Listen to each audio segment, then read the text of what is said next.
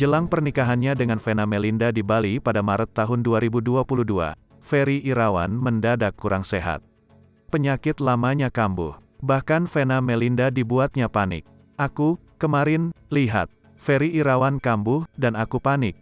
Jadi kalau udah serangan gitu kayak lunglai, ungkap Vena Melinda dikutip tribunjatim.com dari acara Rumpi No Secret, Kamis, tanggal 24 Februari tahun 2022. Diketahui, Ferry Irawan idap penyakit langka distonia sejak tahun 1999. Saat kambuh, ia akan seperti orang sakit Parkinson, tremor, dan tubuh bergerak di luar perintah otak.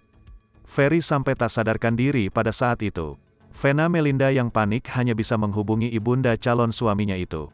Situasi pada saat itu benar-benar kacau karena Vania Atabina sang putri ikut menangis.